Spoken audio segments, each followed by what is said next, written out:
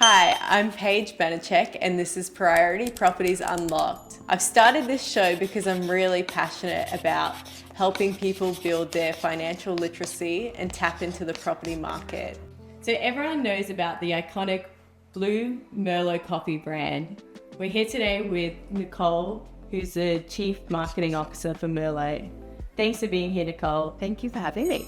I was personally really inspired by the Merlo story and Dean, who started it all up. Can you tell us a little bit about the early days of Merlo and how it all began? I sure can. Dean is just such an impressive entrepreneur. He has a great family story as well. So he studied to be a lawyer. He went on a big trip overseas before he had to come back and start practicing law. And he went to the US, and he was really just so inspired by the Italian cafe scene in the US, and I think in particular in New York.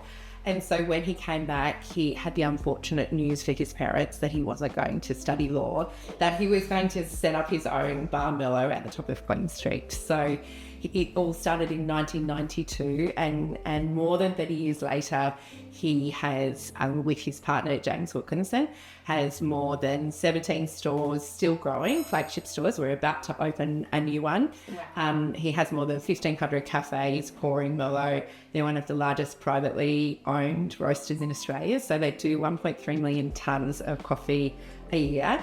They're just amazing. And I think the secret to their success is their entrepreneurial spirit, that they've taken their time to slowly grow their business and their base, but they're just obsessed with quality and obsessed with the customer. So giving the best possible experience to the customer consistently. And because they've been able to do that over a number of years, it's just made it very easy for them to grow their brand. So it was, really easy for me to come back from overseas, leave Mars, which was really difficult for me to do, but to come back to Merlo because it's such a respected brand in Australia, but in particular, much loved in Brisbane.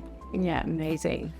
And I'm personally really inspired by you as a person, and your whole career is amazing. So can you tell us more about how you even got into your role as the CMO? Sure, thank you. I've been really lucky. So I went to university in Queensland at QUT, and I went to Sydney for my first job, and I did I think it was 12 months at a national food retailer there, and then went to Mars, and I spent 25 years at Mars. So I worked locally in the business, globally. I think I worked in 5 different cities, and I did lots of different roles across sales and marketing. So probably over my time there, I did 15, 16 roles. So I got to know all of the different parts of the demand side of the business. And I just was so lucky to be there. And I've learnt so much over the time. Mars really invest in developing your leadership skills. But also from a marketing perspective, they really believe in marketing science to grow brands. And so I guess that's the skill now that I bring to Merlo. Merlo have grown very organically, and now they want to take this next stage of growth. We have to kind of corporatize the way that they'll do that. And that's the expertise I bring to Merlo now. I guess Mars has been a huge corporate company, and then Merlo is more a medium-sized operation. So what kind of learnings have you brought from the big corporate world into the Merlo business? Yeah, it's a good question because it's really different. I felt like I had to unlearn a lot of the things that I learned at Mars. So lots of the marketing principles still apply, but the landscape is changing a lot in business and in marketing. So with the onset of AI, and I think the tech stack of businesses is really important these days, no matter what business you are, to have all of the right tech to enable your workforce to work as efficiently as possible. So that is something that I am excited to say that I've been able to impact since I've been at Merlo. We've got a very amazing tech stack now, which allows us to reach customers really efficiently and effectively, but also just to have the humans who work at Merlo doing really value-added work. And what kind of AI are you guys using? Well, we have AI built into most of our tools. So some of the big companies build their own AI tools. We have just made sure that when we brought in our new tech stack, that everything has AI integrated into it. I am always experimenting. So I love Perplexity as my chat GPT solution. And I'm on there all the time, just sense checking, wordsmithing. And even I looked up your business. When I looked up your business and found out a little bit more about the business and what do your customers love about your business. And I looked up Merlo. I'm like, oh, I wonder what people say about Merlo. So there's lots of good hacks that you get out of, all different types of AI. At Priority Properties, we're on a bit of a rebrand journey of our own, and we basically have existed for almost 20 years and got a lot of our business just from word of mouth, like doing a good service, and then people sort of spread the word. And we've had basically like zero online marketing presence. Okay.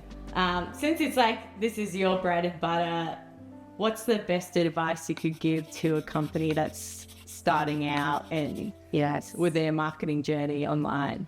Good tech stack. Already talked about that. So just have some tools. Make sure that you've got all of the right digital tools. And if you don't feel that you have that capability, just get an agency to help you to get set up and to do maybe some of your digital marketing.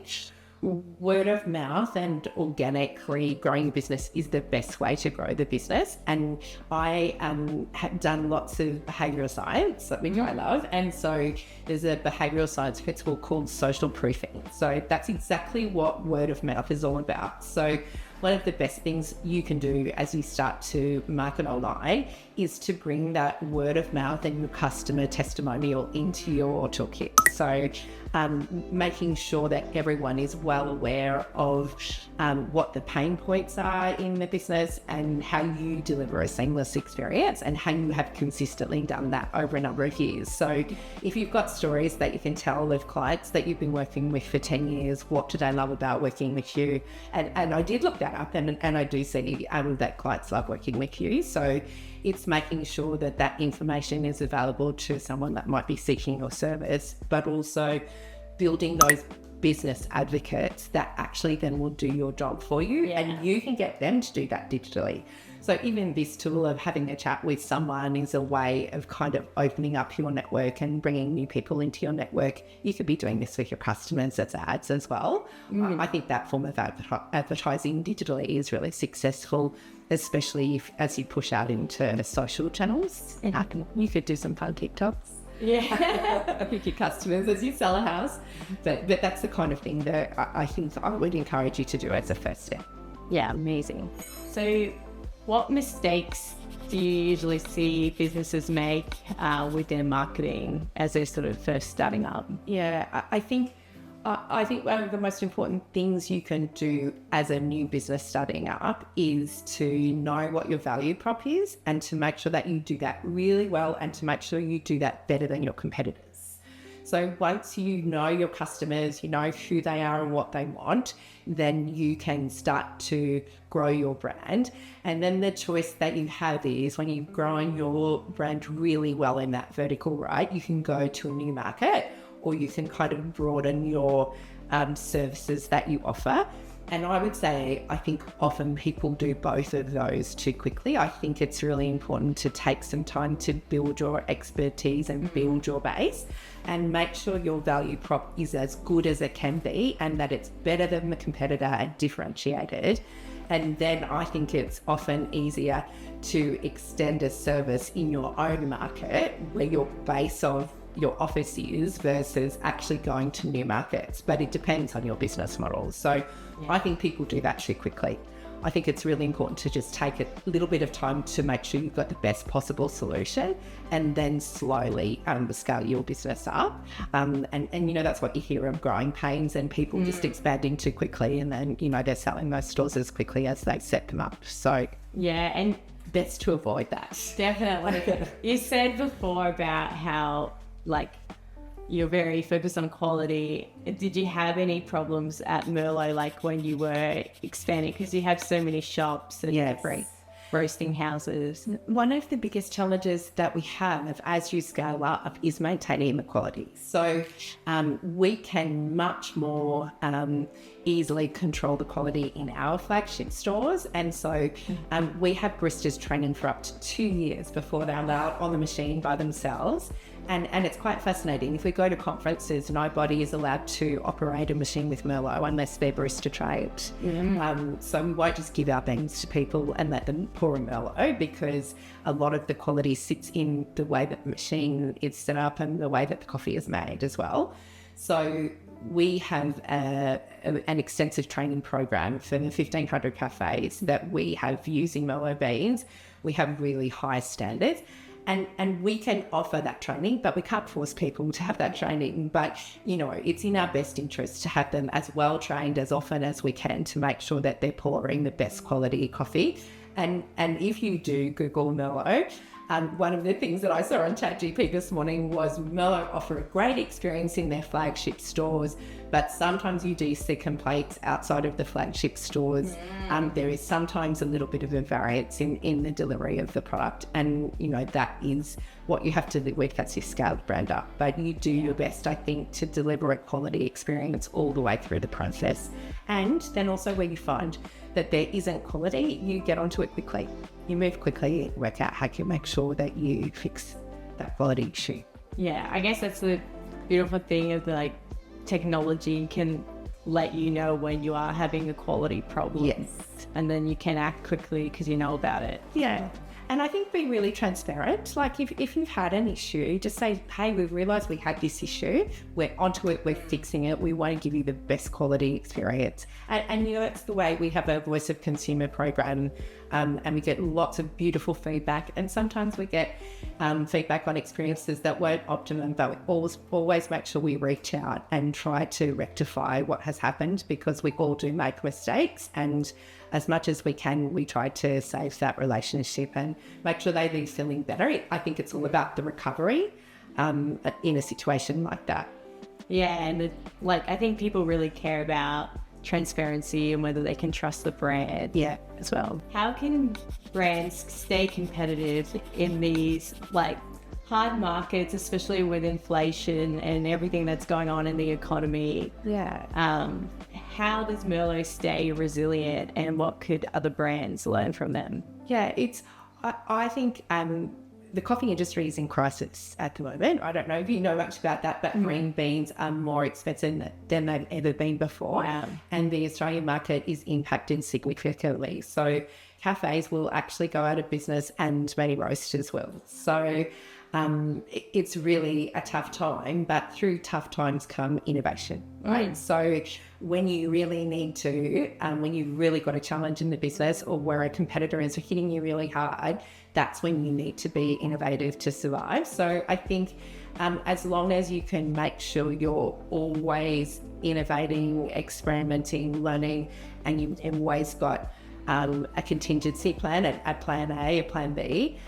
I saw Andrew Oliveri, who's the head of the Olympic Committee and for the Olympics in Brisbane, presenting yesterday, and he said that was one of his lessons learned over his amazing career that he's had, that you've just always got to be ready to pivot and have a plan A and a plan B. So yes, inflation is tough. You know, it might be tough for the real estate industry, but there are always ways that you can innovate and ways that you can find to do things differently and better than competitors. And it's often when you're forced to, when you're under pressure with your margin, or, you know, when a landscape is really changing, you've got to make sure you're not the Kodak, that you can pivot and quickly, you know, keep your leadership position. So I've heard a myth that we're going to run out of coffee one day. Is this true? That is sad. We're working really hard for that not to be the case. But one of the challenges and the crisis is that all of the emerging markets are drinking coffee. now, and so we can't make enough. And the same thing happened in chocolate as well. So that's when the full ecosystem is really important, and to make sure that you're taking good care of the farmers and that there's enough profit in coffee for the farmers to keep on producing. So look, it will be harder to get coffee, it will likely be more expensive, but it's a pleasure that we won't sacrifice. And it's the best part of my day is my first sip of my coffee. So I kind of live for that moment. I get a coffee at work, I don't make one at home, and I kind of have this whole moment where I've ordered it on the way to work on bubble, not while I'm driving, but when I get there, I know it will be ready, and we have this little window and the barista hands me my cup, and I always pick my cup up at the window and have a sip. And I just want them to see the pleasure, the pleasure that they give me from a beautiful cup of coffee. And so as life gets really tough, that it's like the lipstick effect. These are the little pleasures that we won't sacrifice. So we might not be able to afford to have as many coffees if it gets, really scarce. But I think that's a fair way off. And I think there's lots of things that we can do to prevent that from happening. Yeah, was good news. Loved it. Number one for everybody. So Priority Properties has recently invested in a new venture. So it's a whiskey business called Tangent Whiskey out in Diamond Valley, which is sort of Sunny Coast Way. 100. As a new brand starting up, what advice would you give to us? Yeah, know your customer. Make sure you've got, I think I've said it already, and I just keep on saying it because people need to hear it often. Make sure you've got the best quality product. Know what's different about it. Build your local ecosystem. So work out who your competitors are. Maybe Archie Rose in Sydney. That's a really well-known Australian brand. So are there brands that you can work together with? Know the moments that people are drinking whiskey in, and make sure that you're communicating with people in those moments.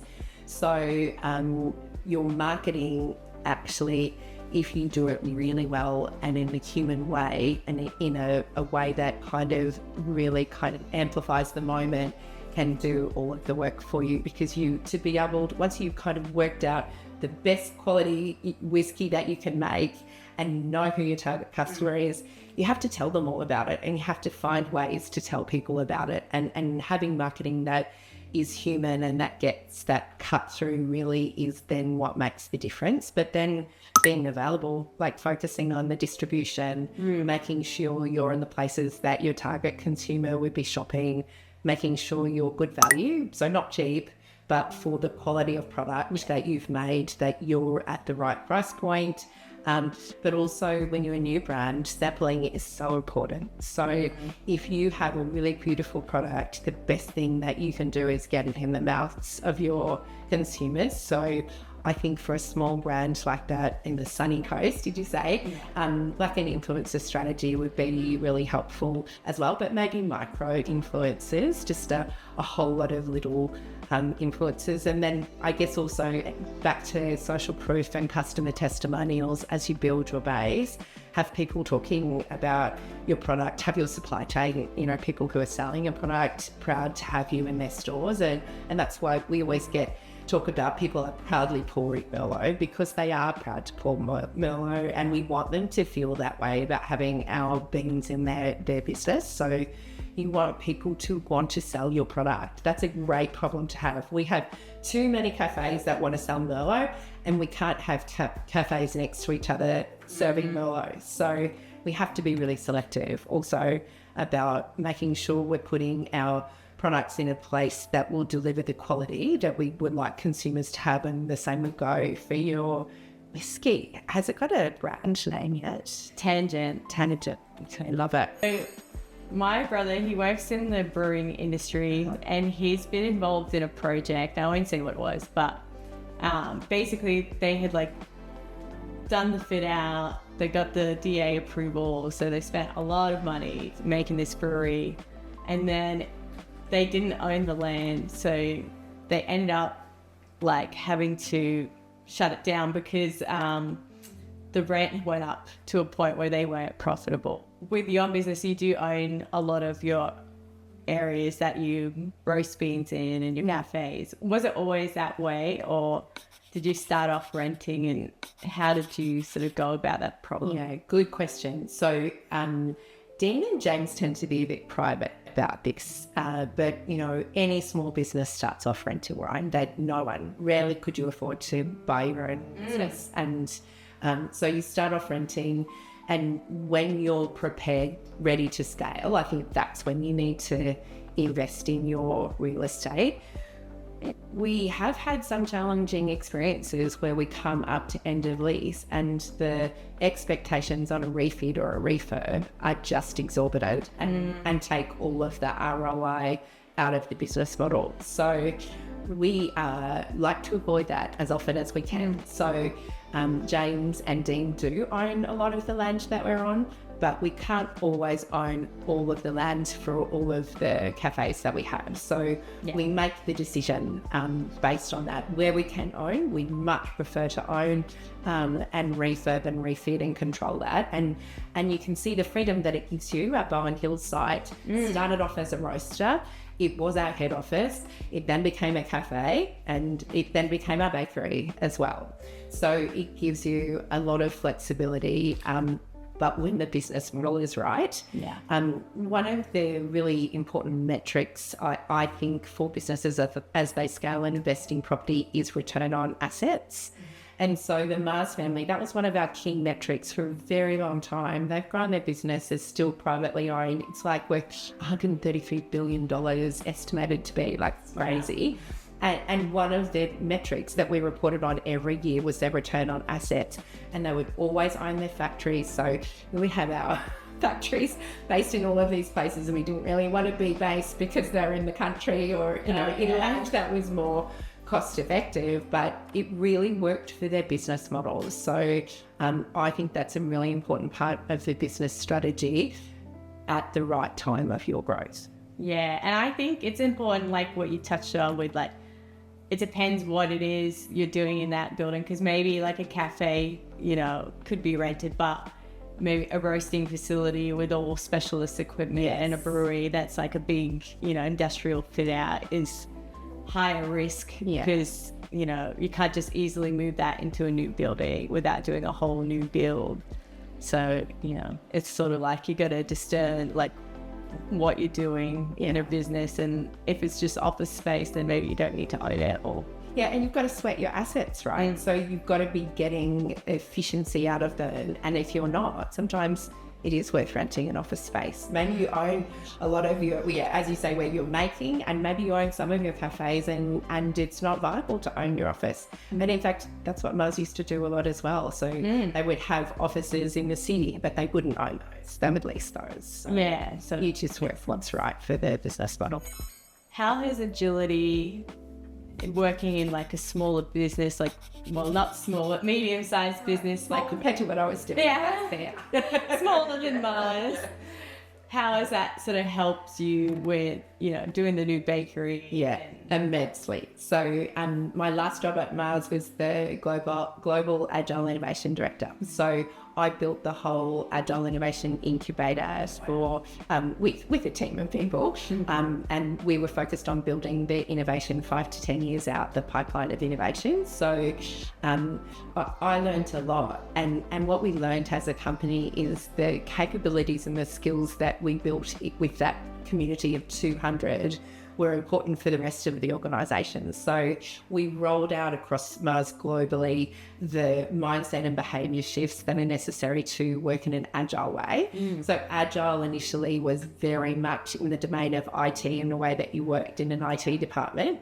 But I think it is the way that all modern businesses need to work. So progress over perfection, failing fast, the ability to collaborate cross-functionally, the ability to do lots of small little experiments and to crack the right value prop, and then you're ready to scale.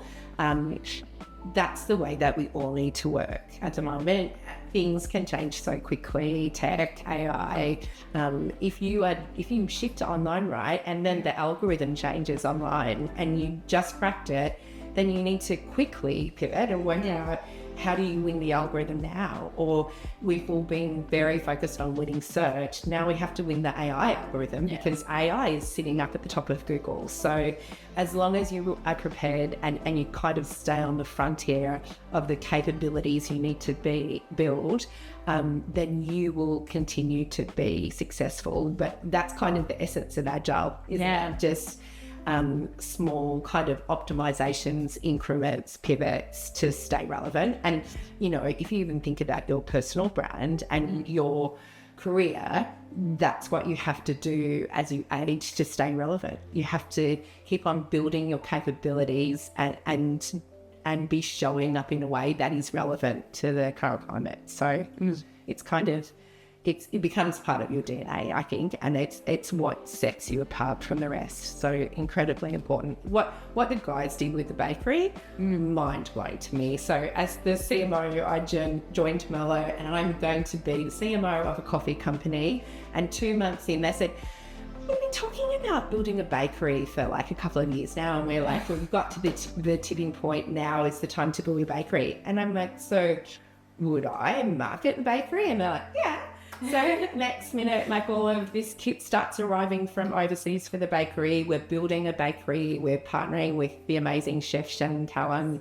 He's helped us build a whole bakery, and we can't keep up. So initially, they're like, we do the best coffee we think in Australia. We're very proud. Absolutely number one in Brisbane. And we are having trouble delivering a consistently good fresh food offer. So if we can't get it consistently, we'll do it ourselves. That's kind of the mindset.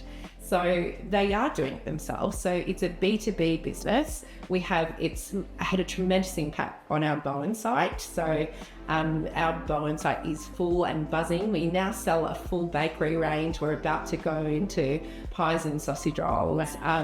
So, and we have to keep on recruiting new bakers. We've got all of the high-end restaurants on wait lists to buy bread for the restaurants. So it really shows. And there's lots of bakeries starting up. If you have a look at all of the food socials, it's all about everyone's opening a new bakery. But there is room for better fresh food offers in Brisbane, and it's thriving. So you've kind of got to strike while the iron is hot, and they knew it was the right time for their business model. They'd waited for 3 years. They're like, we need to do it. Now's the time to do it. And then in 6 months, they built a bakery. It's insane. Yeah. It's amazing. So good. And it's really good. So, that is the true spirit of agile. I think, that would take many places years. Yeah. So it's really impressive, but they do it at pace, but they do it still with a really high level of quality, and it's really hard to do both. Do it at a good price, do it quickly, and a high level of quality, but somehow they managed to do that. So yeah, wow, that's why they're so successful. Yeah, that's pretty incredible. And I've been to your bakery. I love the show, I guess, of being able to see into bakers physically making the croissants. It's glorious. And the smell of it. Yeah. It's called retailtainment. Yes. So it's like Willy Wonka, because I don't know if you noticed, they've got the beans that'll come out of the roaster and drop into the coffee machine. And if you're there in the mornings, you can see the bakers rolling the croissants or making your bread. And what better way to show you that your product is so fresh that literally, and we make a fanfare of having the bakers carry trays of bread out of the oven and straight into the cafe. We're all really focused on, well, I am, and many of us are, but on having the best quality food and natural food as much as I can. I'm much more worried about chemicals and preservatives and colours. So wherever I can have food that is free of that and fresh, I will pay more for it. And there's lots of people that will pay more for it. And that's the market we're tapping into, people that want good quality, fresh produce, but also produce that's good for them. But, using the local suppliers as well. So we bring in strawberries from the Sunshine Coast to do a strawberry Danish and things like that. So we highlight all of the local seasonal produce. And I think I did mention to you for your whiskey brand, didn't I, that I think it's really important if you're in a place that you work with the other producers in that area and you all kind of build an ecosystem of collaboration where you all showcase each other's products and you try to help the other brands that are trying to do the same thing as you. So I think that's worked really well for Merlo as well. Yeah, that's awesome. And I guess it kind of ties into the freshness when you can get it like a supply chain that's all local. Yeah. So it doesn't have to wait very long. Yeah, and sustainable too. Like we're not using stuff that's been flown in from Mexico, things like that. And, maybe sometimes we will have to, but mostly where we can, we'll use local produce and support local partners. At Priority Properties, we're always inspired by businesses who've built their brand.